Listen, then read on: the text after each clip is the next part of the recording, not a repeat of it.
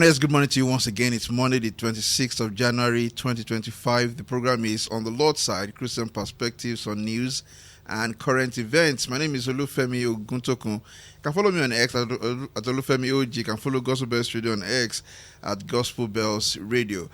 When anniversaries come, they give an opportunity for people who observe the anniversaries or who come across the news about the anniversary to do what? To reflect on the legacy of the thing being remembered. You want to reflect on the legacy of the things being remembered, and you find many people digging out old information, digging out different facts about the thing being remembered.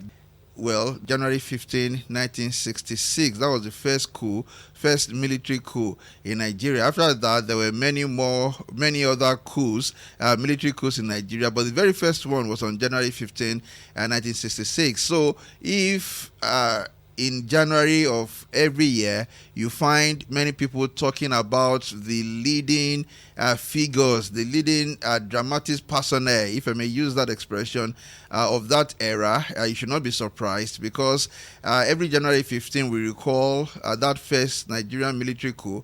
And as we recall that occurrence, we also recall the many people who were the leading actors of that time. You think of who? You think of the then Prime Minister Abubakar Tafawa Balewa, who was killed, during that coup. You think of Ahmadu Bello, who was then the Premier of Northern Nigeria. He was also killed. You think of Festus Okotiebo, who was Federal Minister of Finance. He was also killed. He was also killed. Yes, that coup, his life was taken. And then you think of who? Samuel Akintola. He was Premier of Western Nigeria. He was also killed in that coup. And the story I came across, the first one I want to engage with, is that of Chief Samuel Akintola, who then was Premier of the Western region. Of course, you know that now we do not have the Western region any longer. What we have now is what? What we have now, we have states in Nigeria. No longer do we have regions as we had them in 1966, but we have states now. But then we had the Western region at that time, and Chief Samuel Ladoke Akintola was the Premier of the Western region. He was killed in that January 15, 1966 coup. And of course, as I said earlier on, when anniversaries come around, you find more interest in the event or person being remembered. So I believe that was why Punch newspapers then examined, to use their own words, the abandoned estate of Western Nigeria's last Premier, Samuel Ladoke Akintola, tracing the decay, the looting, and the fading legacy of Nigeria's 13th Ààrẹ Ọ̀nà Kakanfò, while exploring how the family and Lautech hope to restore the historic property. According to this report, so what happened there? You see the accompanying picture. You see a big, or rather a bold image of that former Premier of Western Nigeria, Chief Samuel Ladoke Akintola, and then a picture of his house, the house he lived in, the house he built in his hometown in Ogbomoso, now in Oyo State. You look at the picture of that house, and the roof in a state of disrepair, decrepit, that would be the word to describe this house. And it appears to be like a 3-story building, but definitely in a state of disrepair, just falling apart. In fact, the title of this story on Punch newspaper is Ruins of Power. Ruins of Power inside the rotting estate of Western Nigeria's last Premier. It says it was a busy Wednesday morning when this correspondent began the journey from Lagos to Ogbomoso, about 222 kilometers away. The destination was the once grand residence of Chief Samuel Ladoke Akintola, former Premier of Western Nigeria and the 13th Ààrẹ Ọ̀nà Kakanfò of Yoruba land. Akintola, a son of Ile Akimbola in Ogbomoso, built the estate at Okeado, a place that once reverberated with power, politics, and prestige. Today, the compound tells a very different story. From the gate, reached around 4:35 p.m. after a traffic-clogged journey, decay announces itself. Think about that. Think about that. So this man was once powerful, right? Like many politicians all over the world. Like we have powerful politicians today. I don't know what politician you want to think of in your own country or in your own locality. Where Chief Samuel Ladoke Akintola was once that powerful as well. And if you think of how busy the houses of African politicians usually are, with people thronging in and out. I mean, you look at even this building that must have been an edifice at the time that it was built. This is a man who built a 3-story, for his own private residence, a 3-story building, and very large, very in a big estate. I mean, it must have been built with the realization that he would be receiving many visitors and that he would need many quarters in his own house. But now this correspondent who visited that house, who recently visited that house, obviously part of the commemoration of the January 15, 1966 coup and the revisiting of the legacies of those who died, in that coup. He wrote here saying that from the gate of the house, that he said he got to the gate of there around 4:35. From the gate of the house, decay announces itself. Decay. And then he wrote again, quote, "One of the twin entrance gates has been partly cut open by scavengers, leaving jagged metal edges that hint at the ruin within. At a distance, one could see that the windows, burglar-proof bars, and louvers of most of the rooms in the 2-story building and another 1-story building in the compound had been removed. The 2-story building, let me pause. It depends on how you approach it.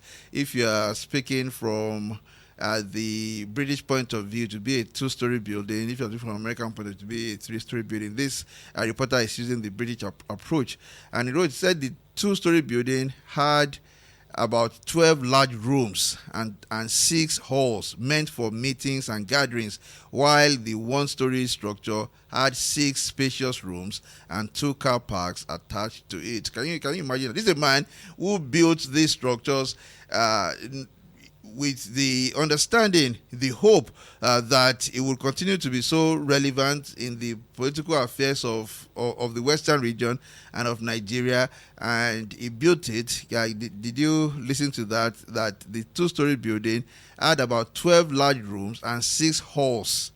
6 halls for meetings, for hosting people. They were meant for meetings and gatherings. According to this reporter, the paint on the buildings has long faded, and the once lush compound is now overrun by dirt and trees that have been cut down. Fruit trees, ornamental plants, and fountains that once beautified the environment have either been cut down or swallowed by neglect. Inside the premises lie the tombs of the late Premier, his wife, Adirera Adoke Akintola, and their son, Olatokunbo Akoni Akintola, who died before his father. Behind the main building is an Olympic-sized swimming pool. The water has long dried up, leaving behind a pit filled with dirt and debris. All the pipes of the pool have been ripped out by scavengers, while nearby a small cassava farm now grows where leisure once reigned. And you'll find many more about this story if you get a copy of Punch newspaper. But this is the extract that Punch published on Instagram yesterday. And as I said, this reporter obviously visited the once opulent, once elegant, once beautiful estate of Chief Samuel Ladoke Akintola, who was the Premier of Western Region, indeed the last Premier of Western Region, and who was killed by military adventurers during the January 15, 1966 coup. It's January again, and you find many people revisiting events of long ago and revisiting the legacies of many of the prominent men of those days. And you look at this, and well, what do you say when you engage with a story like this? The story of places that once were regarded as the center of gravity. They were once regarded as the center of gravity of everything, right? They were once regarded as the center of gravity of everything. And now this man said he went there, he surveyed the place, and what did he see? He saw ruins, he saw decay. Whenever I engage with stories like this, whenever I engage with stories of those who have died, who were once glorious, who were once powerful, I remember this Latin phrase, sic transit gloria mundi, sic transit gloria mundi. Thus passes the glory of the world. So passes the glory of the world. And that's what should come to mind whenever you come across the story of a person who was once great but has died. Whether that person was notable for doing a godly thing, for doing good and noble things, or for doing awful things. When people die, their glory pass away. When people die, the glory they once had, that glory also passes away. So in Latin, they will say, sic transit gloria mundi. They say when you engage with stories like this, remember that thus passes the glory of the world. And in engaging with this story of the ruins of the legacy and the home and the estate of Chief Ladoke Samuel Akintola, one would hope that those who are politicians today in Nigeria, in Africa, would engage with stories like this and would call to mind that, look, nothing lasts forever, right? Nothing lasts forever. Nothing lasts forever. Even for those whose estates and homes are still well kept. Let's say people like Chief Samuel Ladoke, who we know that his house in Ikene is still well kept. There are also many politicians, whether they were notable for good things or ignoble things, whose houses are still well kept because the family members continue to keep those houses. Even for those people, well, go and check their tombs. What are you going to find there? Bones, and in some cases, bones that are even turned to powder, right? That are even turned to powder. So let's all and sundry remember that once death comes, then and thus passes the glory of the world. This is not to make mockery of Chief Samuel Ladoke Akintola, nor is it to just make light of the tragedy of his death, the tragedy of the ruin of his legacy, but it's just to call attention to this thing, to say, look, that all of us will be wise enough to understand that the glory of this world passes away. It passes away. This world and everything in it will pass away. What will remain is the truth of the word of God.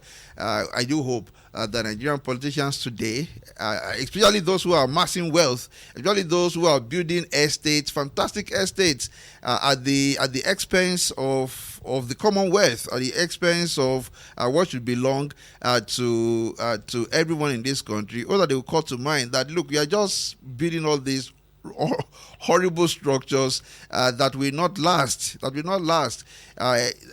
mean, they're not going to last. They're not going to be immortalized because of the things you have built. I mean, just think to yourself, when that estate was completed, I do not know when it was built, that Ladoke Akintola estate, I do not know where it was built. Probably was built in the, my guess would be in the early 50s or maybe late 40s when Akintola built it. He had seen himself as a rising political figure. He must have thought to himself that he would live so long that he would play even many more prominent roles, in politics in Nigeria. Maybe he had seen himself as becoming one day even the Prime Minister of Nigeria, or I do not know. But he must have thought to himself that, well, he had the word at his feet. The way that every human being thinks. We think that we have the word at our feet. We think that we have everything figured out. We think that we have so many years ahead, so many days ahead.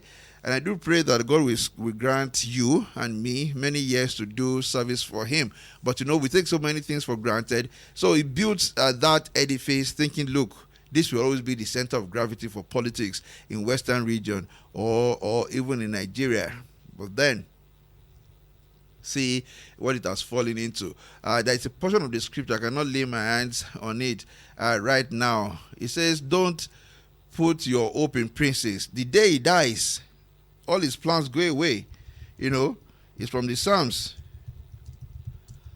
All his plans perish. I'm going to get it now. I'm trying to just Google it up. I think it's from Psalm 146 verse 4. From Psalm 146 verse 4, and I'm talking about those who look at powerful people and then put their trust. They look, do not put your trust in princes, in human beings who cannot save. When their spirit departs, they return to the ground. On that very day, their plans come to nothing. On the day man dies, on the day woman dies, all his plans, all our plans, they come to nothing. Thus passes the glory of this world. So as I read that story yesterday, the story of the ruins that have now befallen the once imposing edifice that was known as the estate, the house of Chief Samuel Ladoke Akintola, former and last premier of the Western region in Nigeria. As I read how that correspondent for Punch newspaper described the ruins and the decrepit nature of that building, I said to myself, wow, thus passes the glory of the world. It could not have entered the contemplation of Chief Akintola that one day the edifice that was once the cynosure of all eyes, that was once the center of gravity, would one day be an abandoned place. If many of us could see into the future, what would be the lot? Right? If you could see in the future, what would be the lot of the things that we are laboring to build and hold on to? Maybe we would not do horrible things to build those things. If many politicians in Nigeria, actually people who are just laboring to gather things over and over and over and over again, especially at the expense of other people who are stealing to do it, who are killing to do it. Remember what's happening nowadays, so many cases of ritual killings for money purposes, kidnappings for pecuniary gains, banditry for pecuniary gains, corruption, and all that. If many people could see into the future, and see the futility of the things they're trying to amass, the futility of it all, if they could see the future and recognize that, look, once you die, everything disappears, and all your plans, they die with you, as the Bible teaches, and that you have no control of what becomes of the houses you have built. God himself said to that rich fool, he said, look, this very night your soul will be required of you, and then what becomes of the barns that you have built? What becomes of it? And of course, there's also another portion from the Psalm. I hope it's Psalm or Ecclesiastes. We're talking about people who name estates after themselves. They're thinking to themselves that, we are going to name estate after ourselves. We are going to build big edifices. We are going to build huge houses. We are going to have street and estate named after us. And you know what? Our names will never disappear again. That's what they think to themselves. That, look, we are going to immortalize ourselves by building fantastic edifices, and it will be the signage of all eyes. Everybody will see it, and we are going to put our names on those houses. And you know what? Our names will never be forgotten. Recently, I saw a clip on Instagram of the house of one of the politicians from the south part of Nigeria, and I looked at the opulence of the place, the sheer size, the magnificent size of that edifice, the opulence of it, the facilities in it, the huge dining halls in it, the Olympic size swimming pool in it, and all the other facilities. And I say, wow, I just hope that those who do everything to build edifices like that, I hope they understand that at some point they would no longer own it, and at that time, when they no longer own it, they would have no control over who would own it, what would become of it. And when you come across such edifices that are falling into ruins, you become so saddened that you say, look, many times the wealth that was used to build those edifices could have been deployed to so many other godly and noble uses, right? But you see, we most times we do not understand those things. It says, this is Psalm 49 from verse 10. For he sees wise men die, likewise the fool and the senseless person perish, and they leave their wealth to others.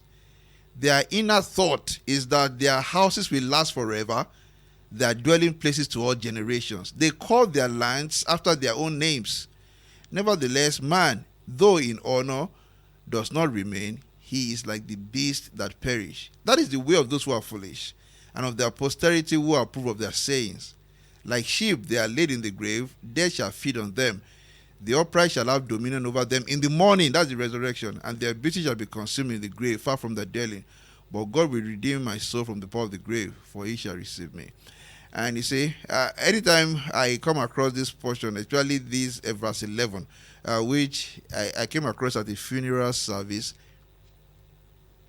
I always pause.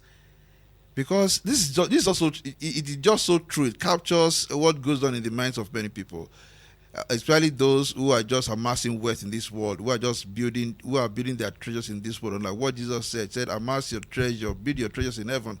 He says, of those who are so foolish that they do not recognize God, they do not appreciate him, but they're just building edifices and structures and businesses in the world. It says, Psalm 49:11, their inner thought is that their houses will last forever, that are dwelling places to all generations. They call their lands after their own names, And the Bible is saying to us, this is vanity upon vanity. It's folly, because you say to yourself, look, we are going to build such a large structure because this house will last forever, because our dwelling places will endure to all generations. People will be coming here. Even when I'm dead, people will continue to come here. They will know that this is the place. They name the lands and the estates after themselves. But you know what? From Psalm 14, we are reminded that man is just nothing. The day he dies, Psalm 14 says, that very day, all his plans vanish with him. We are not making mockery of Chief Akintola or for those who are going to die. We all are going to die. That is the lot of all human beings. But those of us who are in the Lord, those of us who, by the grace of God, we have been made wise to store treasures in heaven. We know, as written in this Psalm 49, that we are not going to perish like the fool. We are going to die as well. Wise people die, foolish people die, but you know what? We are not going to perish. We are not going to perish, even if we don't leave houses and lands. But it is not a bad thing to leave houses and lands. I pray the Lord will bless you according to his wisdom and perfect will to have houses and lands. But even if you don't leave houses and lands, you are not going to perish. This scripture from Psalm 49 says, the upright shall have dominion over them in the morning. And that's talking about the resurrection morning. The upright will not perish, but shall be raised again. So whether you have houses and lands, or that you are saved, or that you know the Lord, or that you are among the wise who will be raised in the morning. Because think about it, especially those who have houses and lands, those who have done all sorts of evil to have those houses and lands, just think about it. But who do not know the Lord, those houses and lands will perish, and their souls will also perish. Horrible. Think about that. And no wonder the Bible calls them foolish who do not, foolish who do not know the Lord.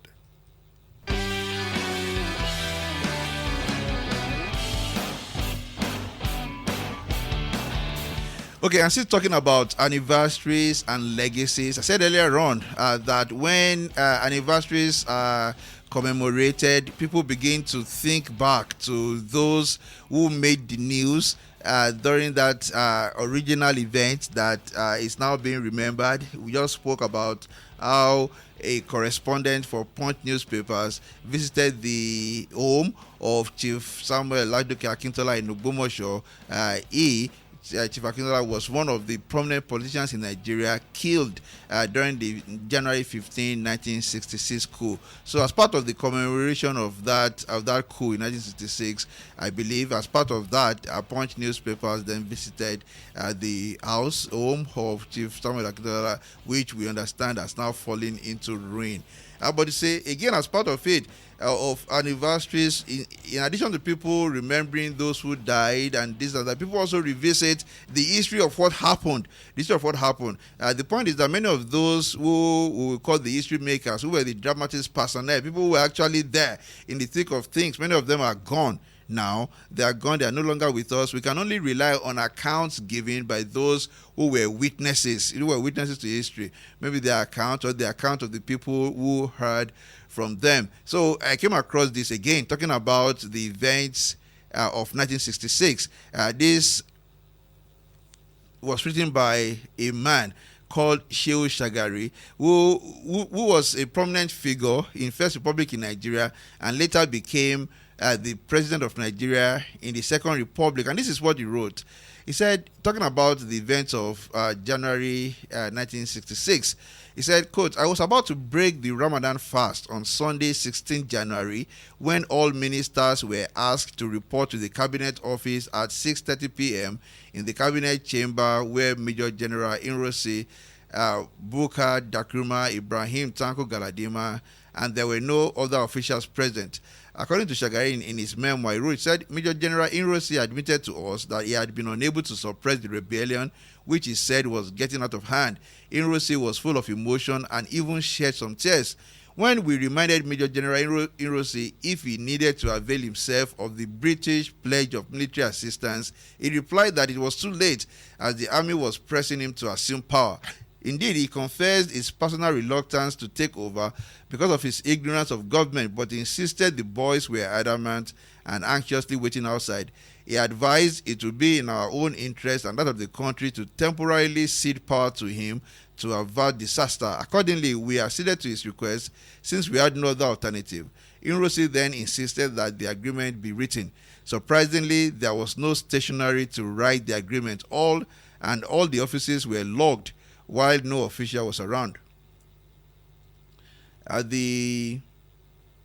said Alhaji AGF Abdul Razak, the Minister of State for the Railways, managed to secure a scrap paper on which he drafted a statement which we endorsed.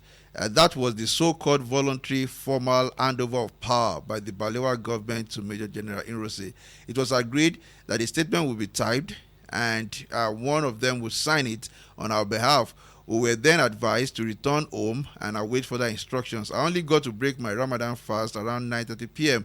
Later at 11:50 p.m., Dr. Rizu made a terse nationwide broadcast announcing the cabinet's voluntary decision to transfer power to the armed forces. Major General Inrosi then made his own broadcast accepting the invitation. Nigeria's first democratic experience was effectively over, and although the mutiny had by then practically collapsed, military rule had arrived. It was a fact. That's an excerpt from former President Shehu Shagari's book, Shehu Shagari Beckoned to Serve.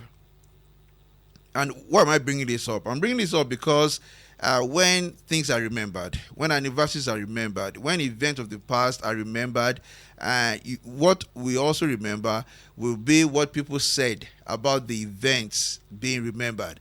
Because those of us who were not alive then, and for those who were alive, who were not part of the making of the history, who were not in the room, so to say, when the history was being made, who cannot give first-hand account of what happened, must rely on the accounts of those who were in the room, the accounts of those who had a front row seat, as witnesses to history, or the account of those who themselves were part of the making of history. And for us who are on the Lord's side, we reflect on this and we understand that what we can understand about history is what we are told about history.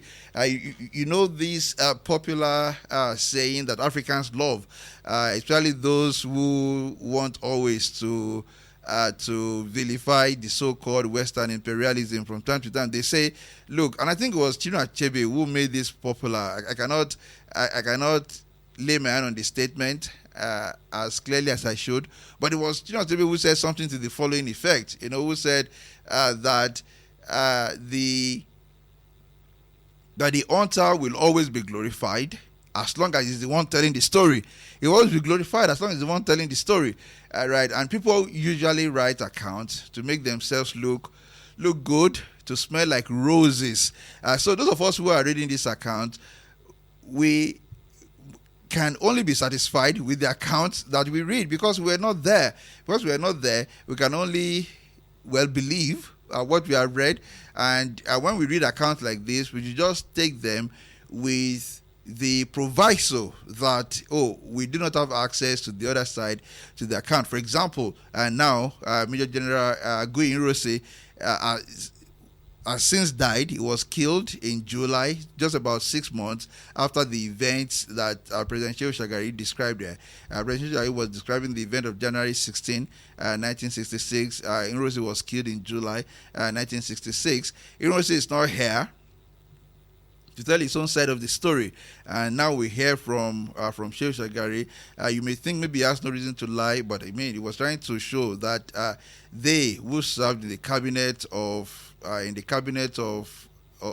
Balewa, Prime Minister Balewa, who himself was killed in that 1966 coup, that they had no option but to sign off, their mandate to the military at that time. This is a lesson for us. So when we read pieces of history like this, we should take it just as what? Just as one person's account of what he wants us to know. It's a person's account of what he wants us to know. And perhaps he was saying the truth, but perhaps not. We have no way of knowing. We cannot even interrogate those who may want to dispute it, because they are no more. This is the point when we talk about biographies and autobiographies and historical accounts, we contrast them with the Bible. The Bible is not the book where you're going to find everything good about the people held out to us as heroes. You're going to find in the Bible what? You're going to find in the Bible the good, the bad, and the ugly about the people that God holds out to us as heroes, as people of faith. You're going to find the good, the bad, and the ugly. In many human accounts, and especially autobiographies, you rarely find people writing things about themselves that will not flatter them, that will not paint them in good light. You hardly find that. You find people trying to write from the viewpoint of burnishing their credentials and their image and explaining the things that they did. You seldom find people acknowledging the wrongs that they did. Whereas in the Bible, you find historical accounts. You find factually accurate historical account told from the different angles. Where a person did well, it is recorded. Where the person did not do well, it is equally recorded. But again, what can we learn from this? Once we are dead, once we are gone, we will be, not only is it that our resources, our assets will no longer be under our control. It's not only the case that all our plans will also vanish on that very day, as the Bible teaches. It's also the case that our story will only be told by some other person. We cannot tell your story again. You cannot tell your own side of the story again. To be some other person telling your story and saying, oh, Reverend this, Bishop this, Mr. this, brother this, sister this, did this and did that. You would no longer be there to tell your own side of the story. I do pray that the Lord will bless you, not only in this world, but even after your passing, with the blessing of having truthful people to tell your story, to tell your story. And that will depend on what you do, actually. We're only remembered by what we have done.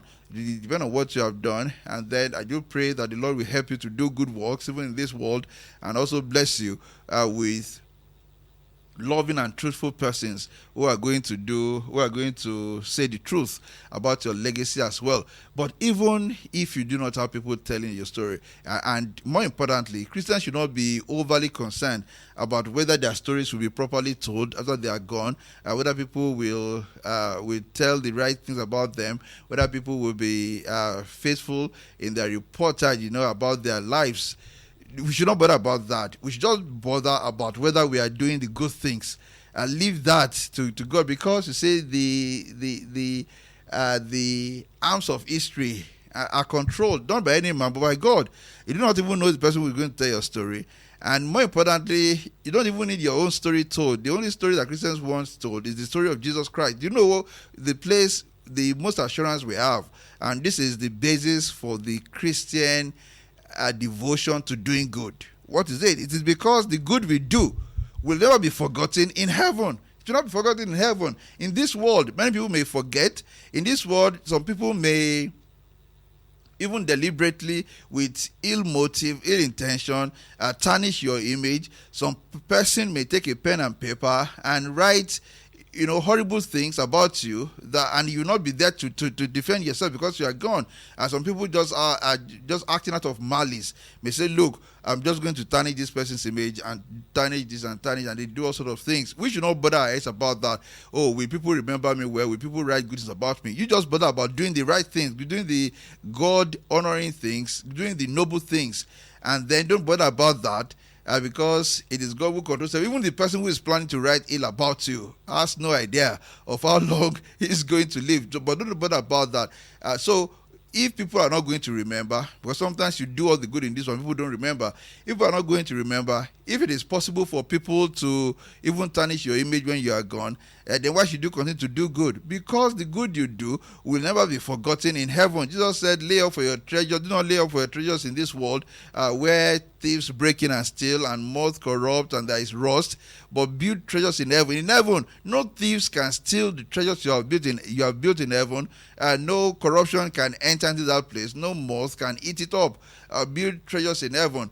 So much so that even if history decides to be unkind to us because some persons decided to be ill-motivated, you don't even bother about that, but you know that the good you have done will never be forgotten in heaven. In Revelation, it says the book of works will be opened, the book of life will be written, will be opened as well.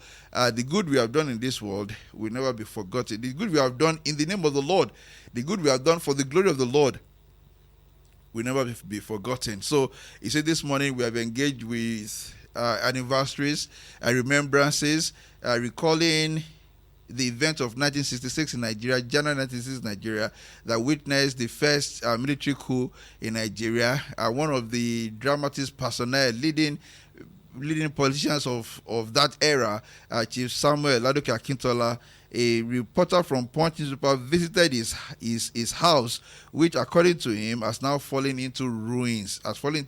Nobody is there. Scavengers have taken out so many things in that house.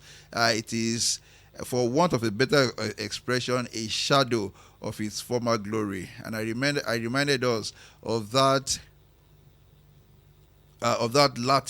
Latin phrase, which I always find useful at times like this. That Latin phrase, which reminds us that, hey, all the goods of this world, they are going to do what? They are going to pass. They are going to pass away. All the goods of this world will pass away. Sic transit Gloria Mundi, thus passes at the glory of this world. And when you talk about legacies and anniversaries as well, you are going to be reminded that, people, we can only rely on the accounts written by other people to remember the events of that time. As wise people, when we read accounts, let us bear in mind that people often write from the position of burnishing their own reputations, of making themselves look as beautiful, to smell as roses. And when they write when they write non-flattering things about other people who are not there to defend themselves, you just take it with those qualifications in mind. But we have said that for us on the Lord's side, we should be bothered more about what is written about us in heaven. Do not bother your head too much about what will be written about you when you are gone. There are many people, in this world, especially politicians, people who, not only politicians, and then people who occupy some high offices, and they worry about these things. They say, look, if I don't do these things now, people will not write good things about me. They want to be loved. They want to be loved. They want to be liked, especially by those who control the news media, who control the platforms of information. They want to be liked by them because they are afraid if I don't do the things that people like now, when I'm gone, they are going to tarnish my memory. They're going to write horrible things, and history will be unkind to me. Many people are concerned about whether history will be kind to them or not. One can understand that, right? One can understand that. Once you even understand, people are concerned whether history will be kind to them or not. But you know what? Do not let those concerns then take priority over what? Over what? Over you doing the things that please the Lord. You want primarily to please the Lord. Because whatever verdict human history delivers on you will not matter. In the final analysis, what will matter will be what God thinks about you. So the right course for a Christian is not to bother about the verdict of history, but to bother about whether we are doing the right thing, whether we are glorifying God by our actions. And when you are doing the right thing in the eyes of the Lord, the good things you have done, they will never be forgotten. And your legacy before God, the treasure you have built in heaven, will never be tarnished.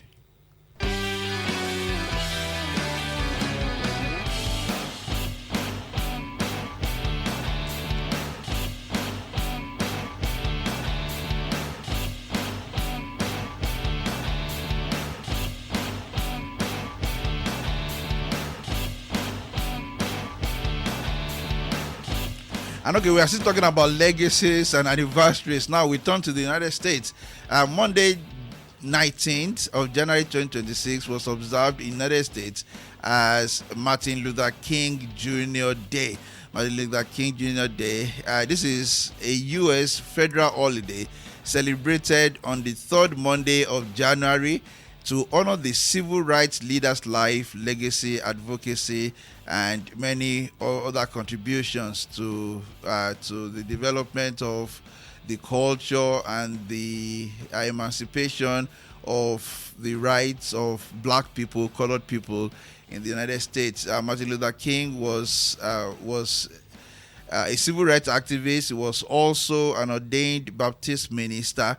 And talking about anniversaries again, we have said earlier on today, anniversaries make us remember those who were the leaders of Israel, who were the leading players in the story being remembered. We just talked about Samuel Ladoke Akintola of Nigeria, who was killed in the 1966 coup, January 1966 coup. We've spoken about former president of Nigeria, Shehu Shagari, who wrote about the events of January 16, 1966. And then you also find that when anniversaries are celebrated and commemorated, when people recall past events, we begin again to do what?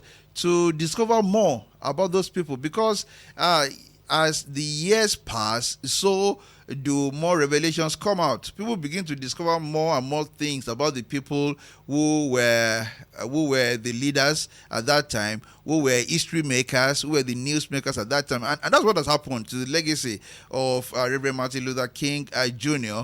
As you well know, a holiday to commemorate his contributions to the American history. That holiday is always observed the third Monday in January. He was a Baptist minister by training. He rose to global prominence as the moral voice of the American civil rights movement. So Reverend Martin Luther King Jr.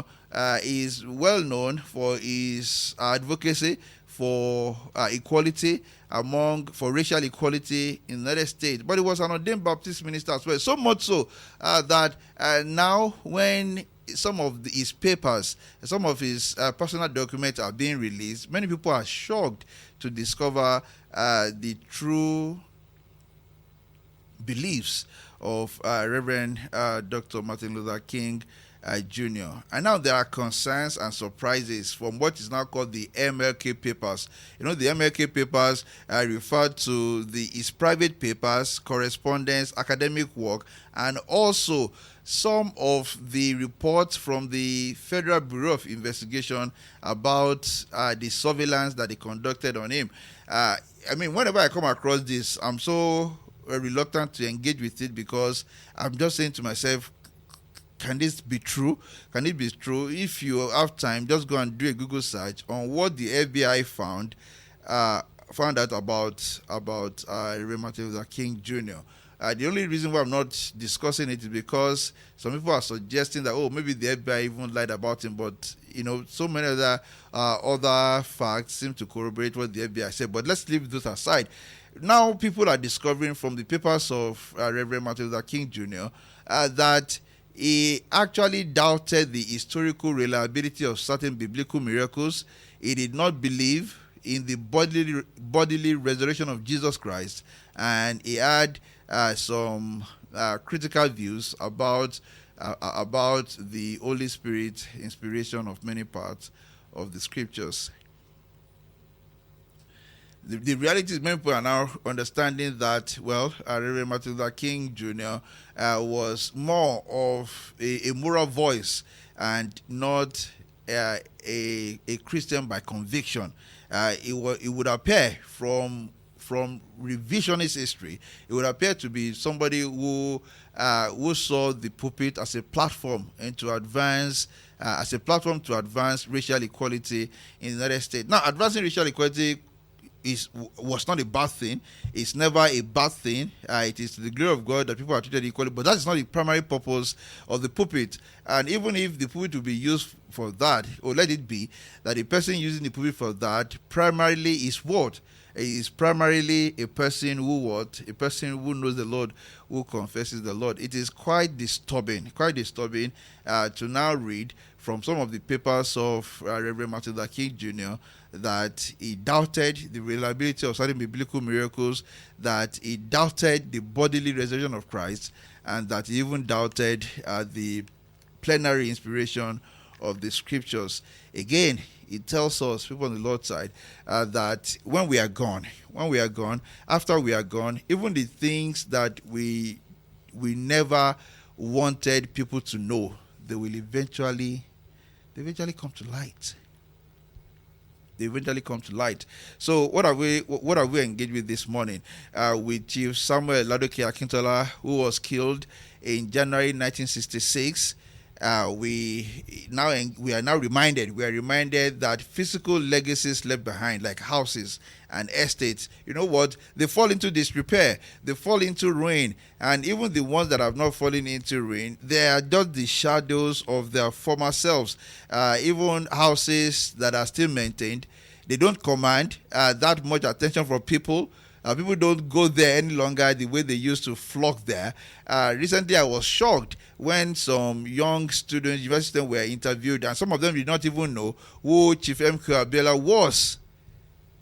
And I said to myself, thus passes the glory of this world. See, transit gloria mundi. Thus passes the glory of this world. That's something to remember about physical legacies. We also engage with the account of President Shehu Shagari about what happened on January 16, 1966, a day after that coup. And we are reminded that, hey, once we are gone, again, you find that other people will have to tell our stories, and hope that we give people good stories to tell. But we should not be too concerned about what people will tell about us. We should not be too concerned. We should be concerned about whether we are doing things to glorify God and to join Him in doing His work in this world. Because when we do that, when we glorify God, when we join Him to do His work in this world, you know what's going to happen?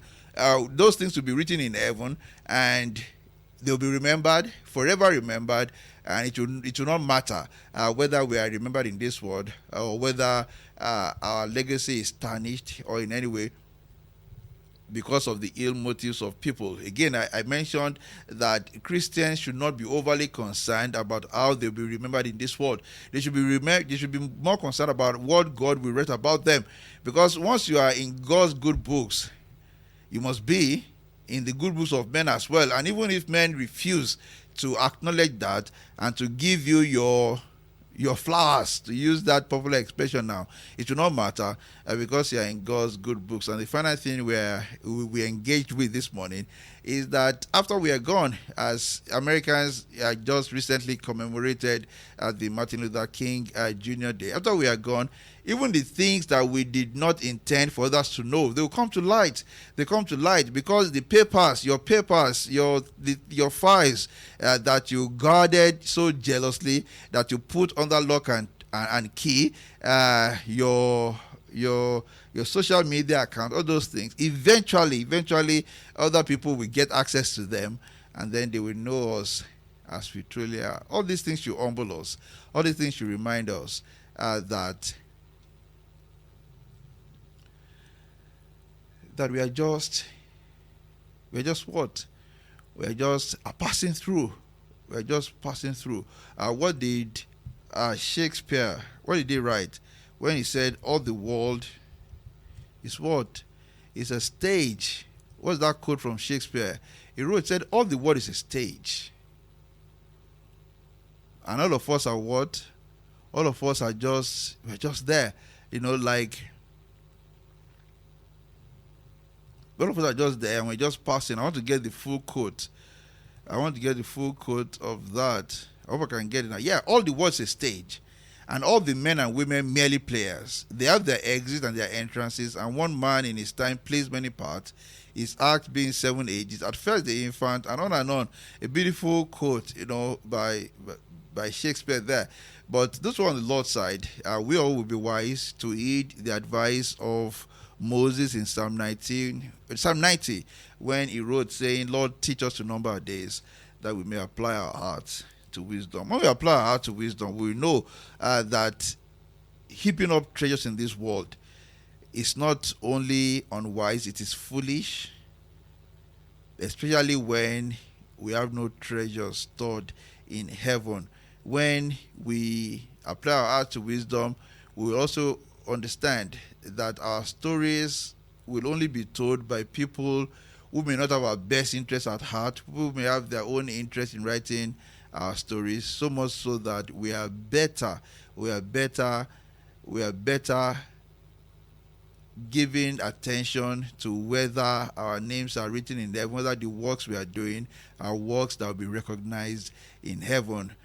We will also be applying our hearts to wisdom when we realize and understand that even the things that we will not let anybody know today, the document we will not let anybody have access to, the places in our lives, the things that we will never let anybody know, after we are gone, these things will come to light, just like many revelations are now coming to light about the papers and the writings of Martin Luther King Jr. He who is wise will apply his heart to wisdom. And that should be our prayer this morning as we close today on the Lord's side, Christian perspectives on news and current events. Lord, teach us to number our days so that we may apply our hearts unto wisdom. I want to thank you very much for staying with us this morning on Gospel Best Radio for On the Lord's Side, Christian perspectives on news and current events. I hope to be with you again tomorrow by the grace of God. Whatever you do today, please remain firmly on the Lord's side. God bless you. God bless you really good. You are listening to GospelBellsRadio.com, the Christian internet radio with a mission to engage the culture with the mind of Christ. Keep listening and invite others too. God bless you.